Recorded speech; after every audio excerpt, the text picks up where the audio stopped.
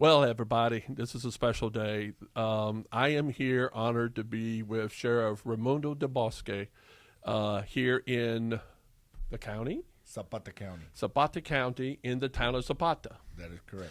So, Sheriff, I met you 2 days ago when we were at the task force meeting for Operation Lone Star up in Beeville.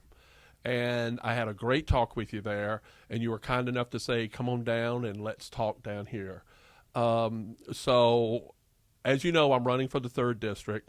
I'm also a citizen of South Carolina and someone concerned with what is going on with the border. You Right. are a border county. Yes. In South Carolina, especially in my district, in Saluda County and Newberry County, we have a huge influx of families that are many of them new because of the work, because of the peaches, because of the fact of the industry there with craft foods. We are a big attraction of these folks on the end of their route. You were sitting here on the front lines of the beginning of their route coming through the country. First of all, just a little bit of your history. This place has been your family home for generations, hasn't it? Yes, that is correct. Yep. Both my father was an oil field worker here in South Texas and in the state of Texas. And my mother has been an educator for over 40-some years. Wow. Mine was too. And my grandmother and great-grandmother Yeah, and my wife. My mom is still teaching, and both of my sisters educators as well. My older sister is a counselor. What do they teach? My mother elementary level, and my sister's a high school counselor. Wow. My younger sister, who passed in 2019, she was also an educator for the elementary. So, how long have you been sheriff? This is my first term. This is your first term, but Yes. you were a deputy Yes. before that. I was the chief deputy under the command of Sheriff Alonso Lopez. Okay. So let's get to the heart of the matter. You being a border county, what does that mean to you and your job, and how is your job here different being sheriff on a border county of Texas, different than the sheriffs where we are? What are you dealing with here? Well, there's a lot of different problems and a lot of different angles that take place here on the border. Mhm. Basically, because of the high temperatures, the terrain. Here in Zapata County, we have Lake Falcon, Mm-hmm. which is over 62 miles of waterfront with the lake and the river Rio Grande. So we have to find ways to cover all the areas, all the hot zones where people cross at times, and when people are trying to infiltrate the U.S. Mexican border. So now because we have several levels of law enforcement. So what are the levels of law enforcement that do the intervention, and how do y'all work with them being a local sheriff? Well, what we do is reach out to them, the state and federal agencies, which is the Department of Public Safety and Is the state agency? yes, Okay. and the Border Patrol, Customs, HIDA. HIDA is what? It's a high intensity drug task force. Wow. And we also Are those federal or state? those are federal. Those are federal. Yeah. How many federal agencies are here doing different things? They're at our beck and call whenever we need assistance. Of course, we're the only law enforcement agency here. We don't have a police department. It's just the county sheriff's office.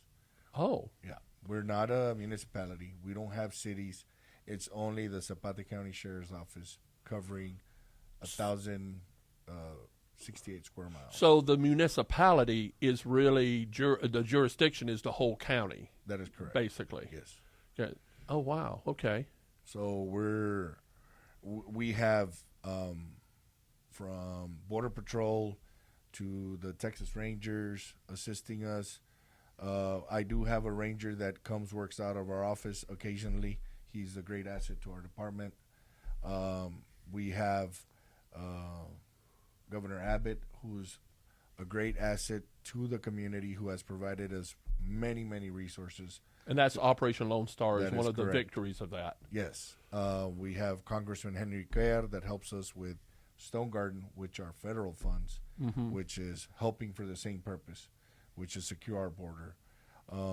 So we need all these allies, all these friendly forces to assist us, to help us with resources for us to be able to do our jobs.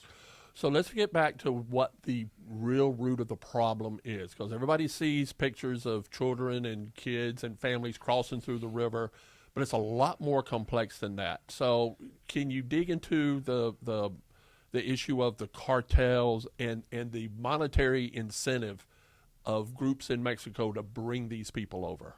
Well, I would say the incentive is if they lose the load, they don't have to replace it or cover it because If they lose a load, you mean? A load of human beings that they're smuggling.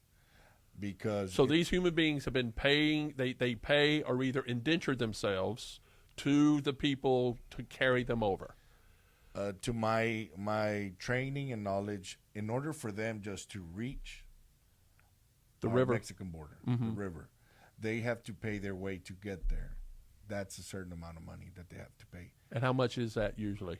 That's between, I would say, $3,000 to $4,000. Okay. I mean, just a ballpark. But then from where they're at in Mexico to cross the river, cross the lake, or cross it and make it into the U.S.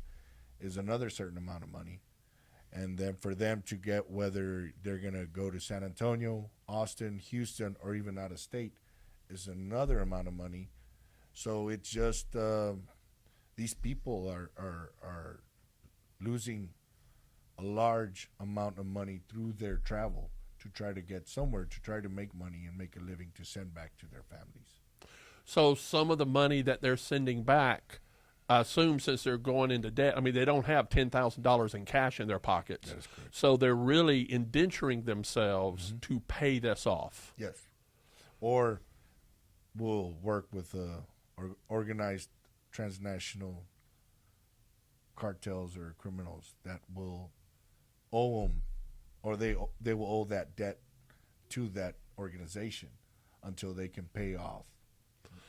So when you debrief these people, when you catch them, do they explain why they saw that as the way to get here instead of everybody says, well, why don't they just come in legally? What is their choices and why are they choosing this hazardous way to do it? Have they communicated that to you? Some say the time span. Some say they're just trying to make a better living and would just risk it all to try to get over here quickly. So the time span is the American system. They don't have. Do they not have a way just to go to a consulate and get a visa? They don't have that available to them.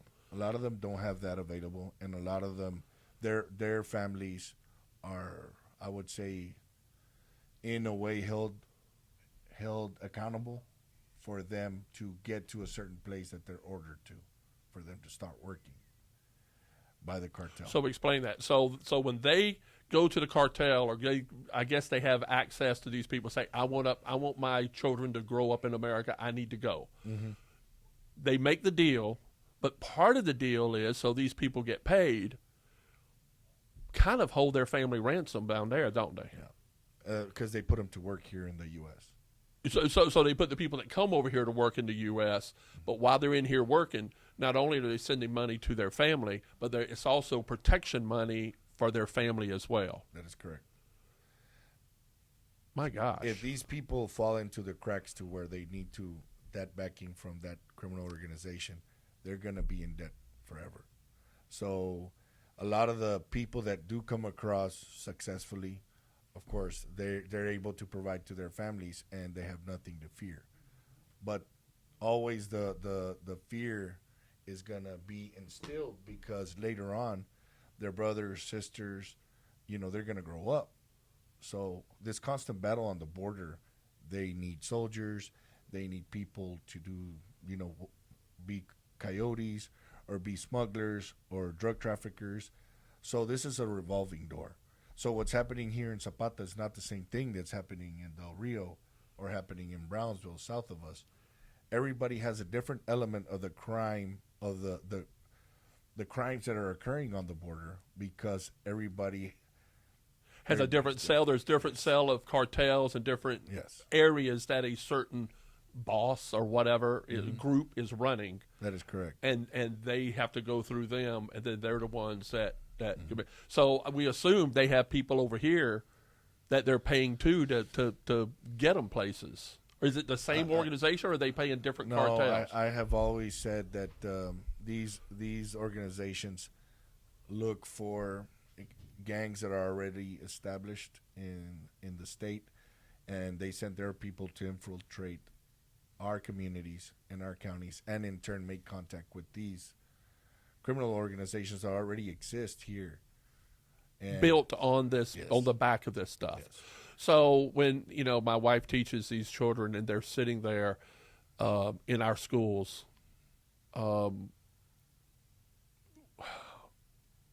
it just is so painful to think of what these children are going through, that their parents are going through just to get them here. But it's others than just children and families too. I mean, and I constantly, whenever I talk to people that aren't from Texas or that aren't from the border, I tell them they need to be vigilant, because businesses start popping up everywhere, and it's just a business to try to put up a front of either laundering money or drugs, fentanyl pills, or whatever. But it's because these people are infiltrating the system, and they're putting in their people to work. So we just, I mean, it's so in our communities in South Carolina, there's a likelihood for the folks that are, say, Hispanic, that we're looking at as a Hispanic entrepreneur that's bought up 10 or something houses and fixing them up, and they're renting them out to newcomers who are coming to live there.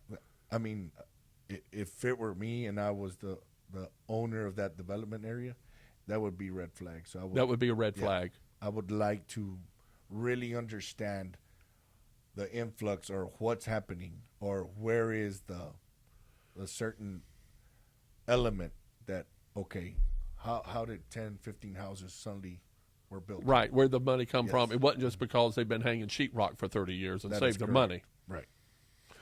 So is the driver of this the positive intention of these families in Guatemala and these areas wanting a better life for their children, and they just have this as the only route they feel they can get here to do that? I believe that not everyone is a bad person. Right. Of course. And all these kids are human beings, and our purpose as law enforcement is to provide safety and security for anybody, anybody anybody that we see, any human being. We have to provide the safety and security for these individuals. These people are put through rigorous terrain, climate, And I tell you, I'm from South Carolina, but I tell you, I walk outside of this office and it's 100 something today, 110. 110 right now, and it's into May.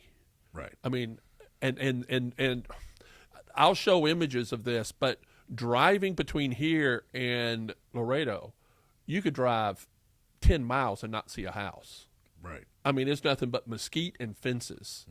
The vastness of the area is just astonishing, what we're dealing with, and how easy it is for people to hide, but also how dangerous it is to get stuck out there. Yes. You've seen the outcome of that, of finding bodies on ranches. Right. And they die from exhaustion. Is it exhaustion, fatigue, heat stroke? A lot of these younger folks are malnourished. They haven't ate for days. They drink out of the cattle troughs that have amoebas, and it's just all really bad stuff. So how big is your staff of law enforcement, your deputy staff? With civilians and everything, I have 92 individuals. 92 that work under me. For a county that has how many people? Over 14,000 people. 14,000. You have 92 that work under you. Is some of that buttress with Operation Lone Star giving you funds to help expand because of all the work you have to do because of the border issues? Well, not necessarily. It's an addition to be able to keep these people It's an addition to have their salaries adjusted to where they'll be able to make a living in our area. So you don't have a revolving door due to lower salaries. You're We able to used to. buttress their You used to. I mean, we still do. Right. Our shift consists of only 5 patrolmen at night and 3 during the day with the investigators. So how many engagements do you have, like, in a month, and how much of that is intervention on illegal immigration versus the guy that's robbing the local stuff that, a cat in the tree, whatever? Well, that's the toll that my guys take. Yeah. Before taking 5,000 service calls for the year, we're now at 15,000 service calls. So you were taking 5,000 service calls a year when, 2 or 3 years ago? Yeah. And now it's 15? And what are those other 10,000? Might be illegals, might be we heard people's voices in the brush or in the backyard. So you have ranchers and people there's people in our yard. People not going to their ranch anymore because they saw doors open, windows open, and they fear they're going to be breaking in or people are going to be going in. We've had sexual assaults that have been committed to the ladies that are trying to cross by the coyotes. I'm pretty sure people are familiar by me saying coyote, right? Yeah, well, so coyote is basically a guide. I mean, to us it's called as a guide, but they're really part of the cartel to get them across, right? They're not like Sherpas taking people up to Mount Everest. No. They're kind of romanticized. The coyotes, are helping them over. But it's really... Some say coyotes, polleros. It's just different slang. Right. But down here in our area in Zapata County, it's a coyote. And we've ran into guys that have a Ziploc with the snout of a coyote in their pocket. Because they'll show it in the brush so that they're not talking. They know that that's the guy they're going to follow. So they actually have taken a coyote, killed him, and took his snout, put it in his pocket. We've seen that, yes. Wow. Yeah, we've seen that. So then what about the issue, because, I've had a lot of conversations with y'all, and it was the issue of stolen vehicles, because once they cross over, organized people getting them, piling them up in cars, and taking them to Houston or San Antonio. Where do they take them to? Well, what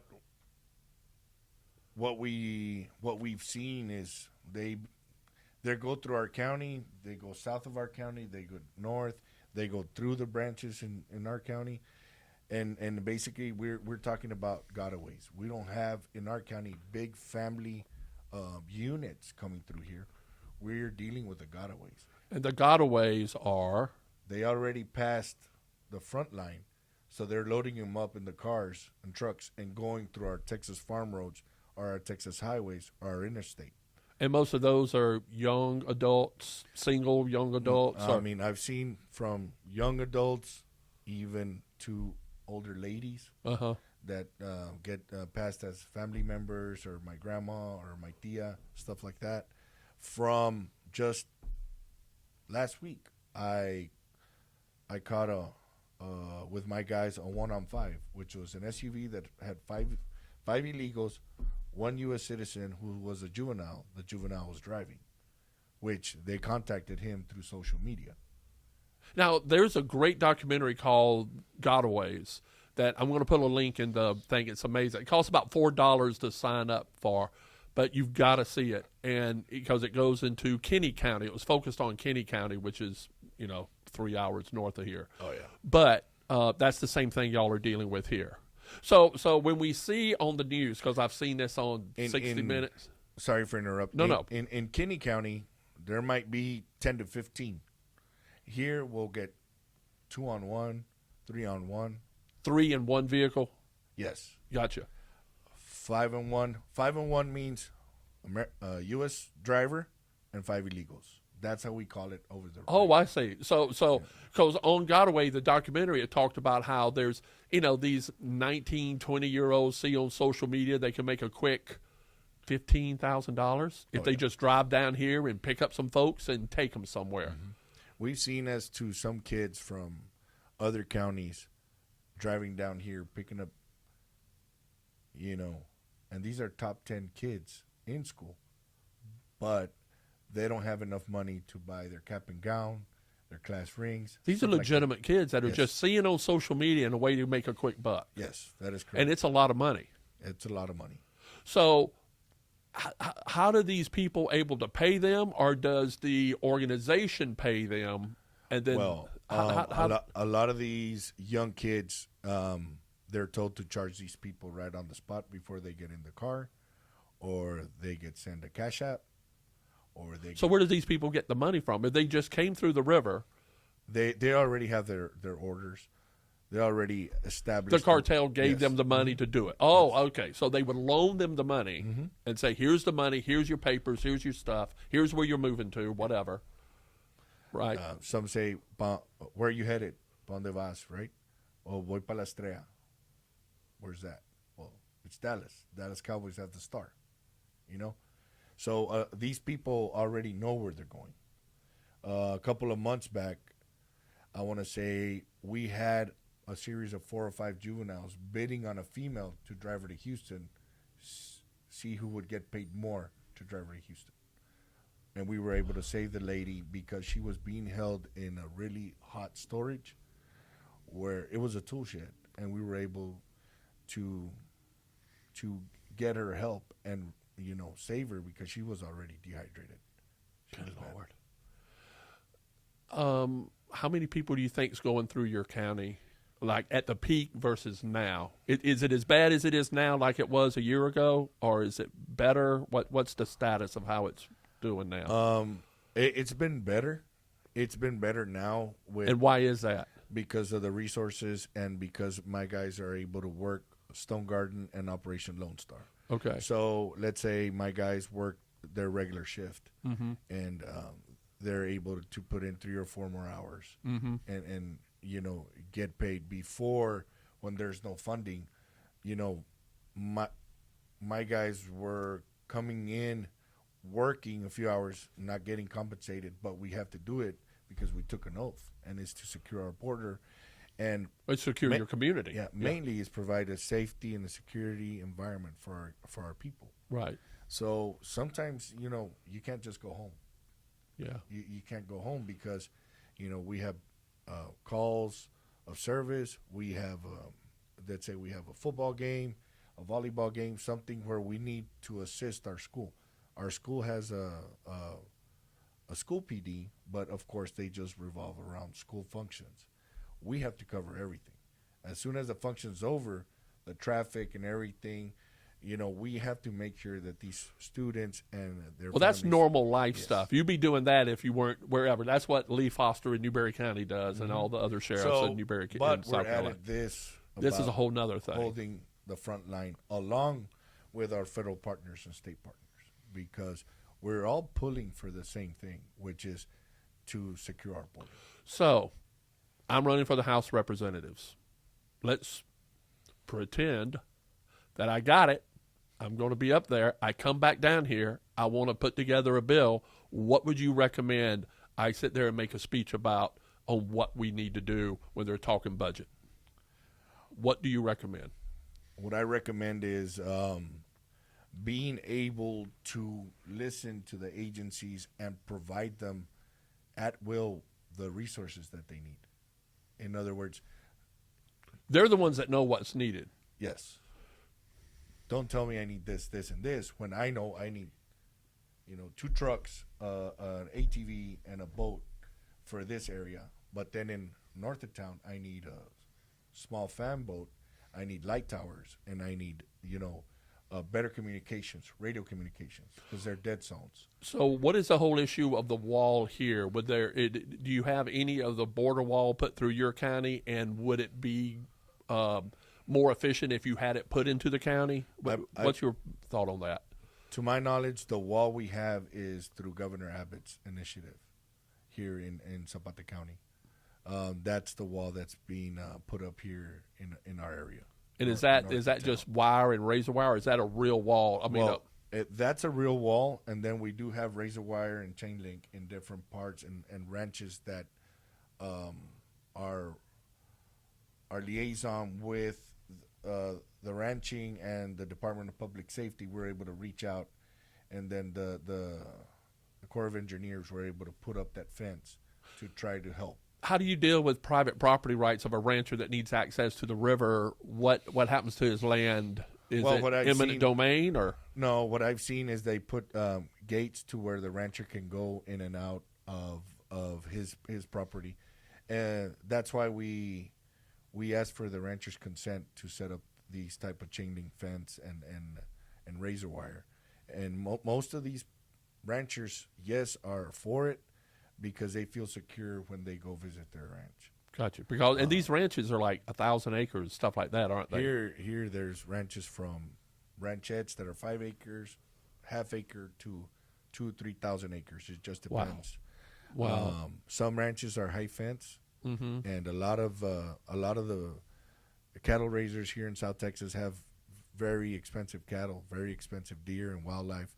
You know that. Yeah, exotic game Yes. hunting within a fenced area. I So- saw an axis deer when I came down, walking along his fence, Indian axis deer. So we get in a chase, and these people have no regard for property, human life.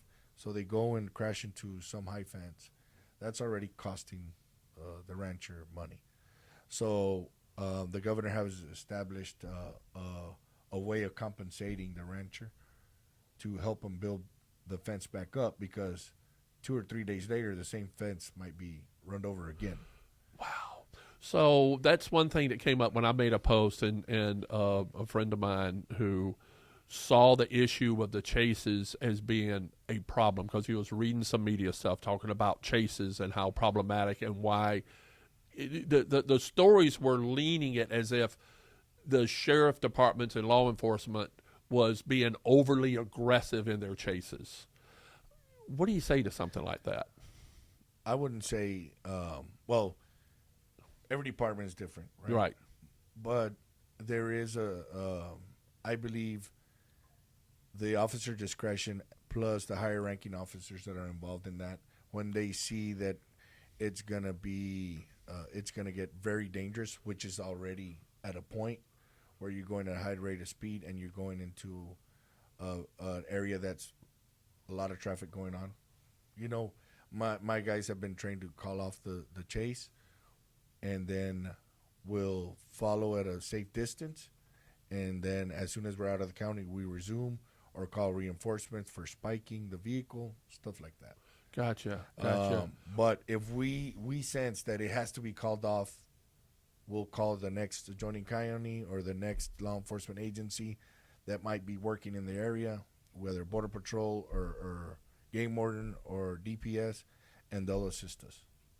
What has been played a great part in this situation is the license plate readers that get, after we put in a plate.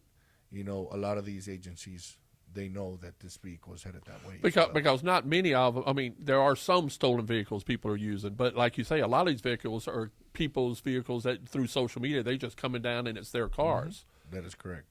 Wow. What we have established is a great working relationship with all these agencies. That's good. Well, that's So- what impressed me with Task Force when I had that meeting, when y'all were all working together to fill in gaps of each other. So the intel sharing is tremendous. There is, of course, always that little, oh, well, we're not going to share this with this agency or this agency. But at the end of the day, we're all pulling for the same thing. Yeah. And another great asset has been the addition of the Border Czar, Texas Border Czar. I don't know if you had the pleasure of meeting Mr. Mike Banks. No, I don't think so. He is dealing with most or not all the traffic that's happening. Was he at our meeting in Beeville? sir. Okay, yeah, so I haven't met him. He's been added to as part of the Operation Lone Star, as part of the person that will communicate directly to the governor, dealing with any border incidents. So this is the governor's guy in charge of this. So is he part of the chain of command to the governor? He has authority of responsibility that y'all answer to, or as an advisor to the governor? No, he's somebody that we contact and let him know the situation that's going on, and he will find a way to provide resources with the other commanding staff, which is our regional director, Okay, so he's like a traffic controller. He's like, Victor oh, they need Stallone. this. Let's get those resources And to then them. these two gentlemen report to the colonel. Then the colonel reports to the governor. But the border czar has direct contact with the governor. Gotcha.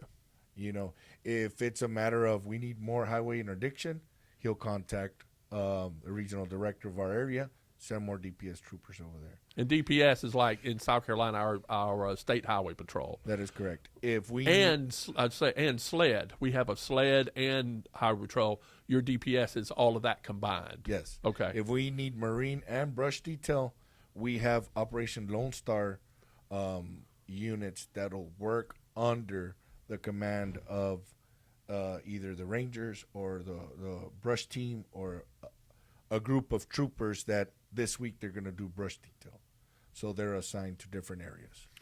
So on the issue of that, so you sitting here with your issues here in your county. Would it be advantageous for the federal government to supplement and put a full wall on the whole side of the Rio Grande for you? Is that something that you need, or is that what are your thoughts on that?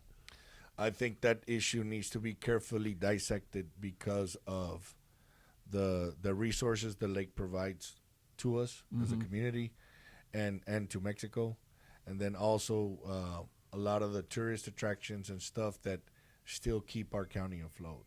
So we would have to really look at that because, you know, The wall one way is the wall the other way too. that is correct. Gotcha. So either way, you set up a wall in certain areas, people are going to find a way to cross it. Yeah. You know, I think in areas, yes, I am for the wall, 100%.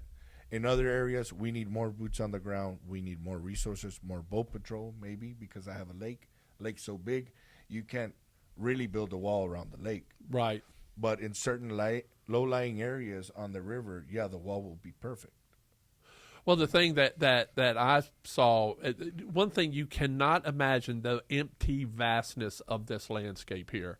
And so all I could think of is if you were to put a wall in some of these areas in a 10,000 acre ranch, that has 15 miles of riverfront, there's no roads to it except little dirt roads that's privately owned.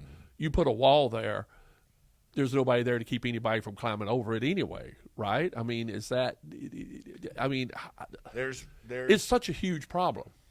It is, but like I said, if we were to have manpower to patrol the wall, existing wall, the wall is a resource. It's a barrier. Okay. What do we do to build a wall around our house to keep our kids safe that are inside? Gotcha. If somebody crosses into it, you have a guard dog, what's going to happen? That person's going to get hurt. So, you can't have a guard dog without a fence. Yeah. So you just have to look at it different ways. And A different place and different landscapes Yes. have different needs. Yes, that is correct. Gotcha. What about technology? And if you need to get that, I can cut. Don't you do what you got to do. Okay. What about the technology with like balloons or aerial or drones? Is that anything that works yes. and that helps? The aerostat has been, And aerostat is what? it's the balloons here on the border. Okay. That used to be, I think, manned by the federal government. And think they're still up, and some of the places are still manned by the federal government. Hopefully the state will pick some of those up and put them up and assist us. That would be a prime example of using them out on the lake. So are the balloons tethered down, or are they just floating? And they're tethered down and cabled in certain areas. and they have cameras and stuff on Yes. them. Gotcha. So it's just a way to elevate cameras up and tether them down for the further distance. for the further. And is there a problem with wind or anything messing them up? Or No, I think they got it down. they got it down to where they tether them, and that's I think cool. they have it down, and then, well, it's just intel communication. If they see something going on, they can make contact with us, and we'll respond along with Border Patrol and everybody else working. Let me tell you, it's been an absolute honor sitting here and talking to you, and you've got a lot of stuff to do, so I want to let you go. Is there anything else you would like to say and share with the people in the 3rd District of South Carolina on what you're doing and what you'd like us to know? Well, as a border sheriff and an American sheriff, I want to say that here in Texas, we're holding the front line as much as we can. But we need everybody to help us. We need everybody's going to be a border county or a border state because of what's happening. Mm-hmm. It's not a red issue. It's not a blue issue. It's a red, white, and blue issue. Mm-hmm. So the whole United States needs to focus on the U.S.-Mexican border, and we need to secure the U.S. Yeah. 100%. You know, and then the bottom line is our kids, our future, our citizens, our economy, what every state has to offer for this great nation, and we just got to push forward and get past all this that's happening right now. Thank you Yes, sir. so Thank much, you. Raymond. Appreciate it. Yes, sir. Very much. Thank you.